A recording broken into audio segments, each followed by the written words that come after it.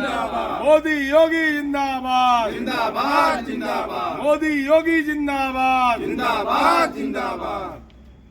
अधिकारी हमारे साथ है सर, आपका क्या नाम हुआ? डॉक्टर विजय सिंह, मंडल अध्यक्ष भाजपा नारायणपुर। और जैसे कि अभी लोकसभा 2024 का चुनाव ज़्यादा दिन शेष नहीं बचा है, किस प्रकार की तैयारियां हैं आप लोगों की? जी जी जी, भारतीय जनता पार्टी देखिए एक चुनाव जीतती है और दूसरी चुनाव का तैयारी करती है, तो भाजपा के लिए तैयारी का कोई विषय नहीं है। यहाँ हम गरीब कल्याण के लिए जो योजनाएं लेकर के जाएं उसका प्रचार प्रसार करने के लिए हम लोग फिर पुनः गाँव चलो अभियान के तहत गाँव में जा रहे हैं। तो ऐसा कहा जाता है कि जिस प्रकार की ब्रांडिंग जो है भाजपा करती है उस प्रकार कोई और पार्टियां नहीं कर पाती, काम भले कर लें। देखिए ब्रांडिंग की जो बात है, निश्चित रूप से ब्रांडिंग नहीं है, ये हमारे सनातन धर्म को बचाने के लिए, हिंदू धर्म को संरक्षित करने के लिए। जैसे पूर्व में हमारे मुस्लिम आक्रांताओं ने हमारे देश पर आक्रमण करके सोने की चिड़िया कहे जाने वाली भारत जैसी देश को लूट करके ले गए, उसी को पुनः माननीय मोदी जी, माननीय योगी जी उसको सजोने का काम कर रहे हैं, अपनी धरोहरों को पुनर्जीवित करने का कार्य कर रहे हैं। चलिए, ये तो बात रही। देखिए लोकसभा चुनाव को लेकर के क्या मुद्दे लेकर के आप लोग जाने वाले हैं? जन जन तक आपका गांव चलो अभियान भी है, तो क्या मुद्दे हैं आपके गांव को लेकर के?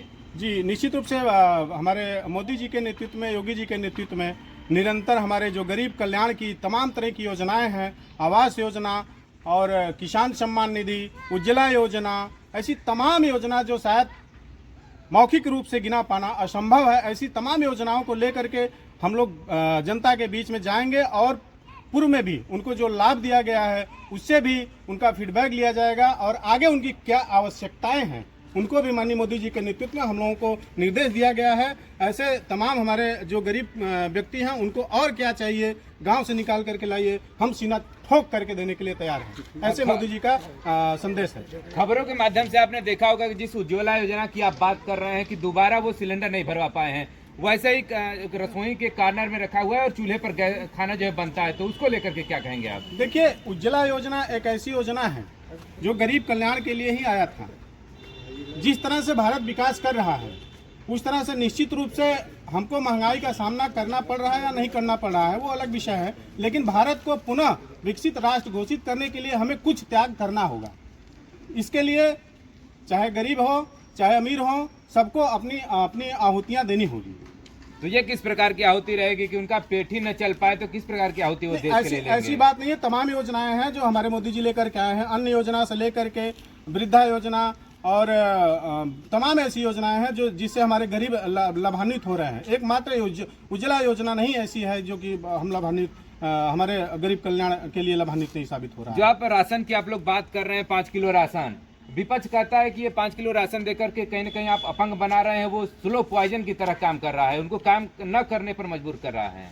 ऐसी कोई बात नहीं है। आप कोरोना काल में देखे होंगे कि किस तरह से विपक्ष के पदाधिकारी, विपक्ष के कार्यकर्ता बिलों में घुसे हुए थे और हमारे भारतीय जनता पार्टी अपनी जान की आहुति दे करके रोडों पर उनके पैरों में चप्पल पहनाने का कार्य कर रहे थे और उनको भोजन मुहैया कराने का काम कर रहे थे। ऐसे हमारे तमाम कार्यकर्ता कोरोना काल में देखे होंगे।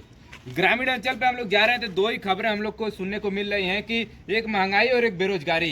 तो बेरोजगारी की अगर हम लोग बात कर लें तो अभी आपने हाल ही में देखा होगा कि पटना में अभी 5,696 लगभग पदों की वैकेंसी असिस्टेंट लोको पायलट की रेलवे ने जारी की है, तो उसको लेकर के विरोध प्रदर्शन भी हुआ, लाठीचार्ज भी हुआ था। तो इसको लेकर के आप क्या कहेंगे? कहीं ना कहीं रेलवे भी कहता है कि हमारे पास 2 लाख लगभग वैकेंट सीटें हैं और कहीं ना कहीं ऊँट के मुंह में जीरा का काम किए हैं रेलवे ने। मैं बता देना चाह रहा हूं, अभी माननीय योगी जी, मोदी जी के नेतृत्व में पुनः रेलवे में भर्तियां होने जा रही हैं और इसके पहले भी आप देख रहे हैं हमारे पुलिस भर्ती में कितनी भर्तियां निकली हुई हैं, उसमें भी हमारे बच्चे, हमारे नवयुवक उसमें सम्मिलित हो रहे हैं। आगे भी तमाम ऐसी भर्तियां हैं जो हमारी भारतीय जनता पार्टी लेकर के नवयुवकों के बीच में आएगी। तो मतलब विरोध तो इसीलिए था ना, 39 सीट मात्र पटना जोन में की बात करते हैं, वो केवल 39 सीटें वहाँ, तो उससे ज्यादा तो वहाँ की लोकसभा विधानसभा की सीटें वहाँ पर हैं। 39 सीट किसकी? 39 सीट असिस्टेंट लोको पायलट की पटना जोन से। अच्छा, भर्ती के जो असिस्टेंट। हाँ। देखिए ये टेक्निकल इशू है, इसमें जो है हमारी सरकार उस पर काम कर रही है, आगे और वैकेंसियाँ निकलेगी ऐसी उम्मीद किया जा रहा है।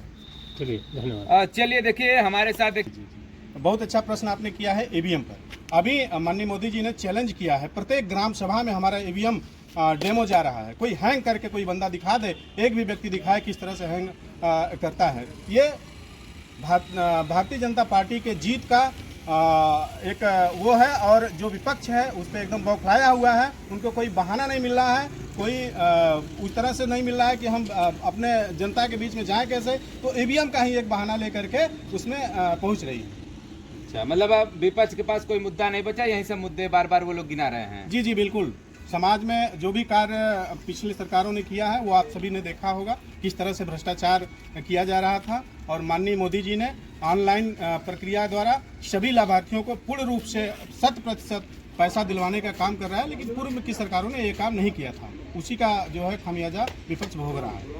अभी कुछ नए वोटर भी होंगे, इस बार 18+ हुए होंगे लोकसभा 2024 में, उनसे क्या अपील करना चाहें, किसको वोट करें? जी जी, अपील करने की कोई जरूरत नहीं है। हमारा नवयुवक देख रहा है कि विकास कौन सी सरकार करेगी और आगे भारत को विकसित राष्ट्र कौन बनाएगा, उसमें बताने की जरूरत नहीं है। हमारे नवयुवक तत्पर है इसके लिए, खड़ा है भाजपा को वोट देने के लिए।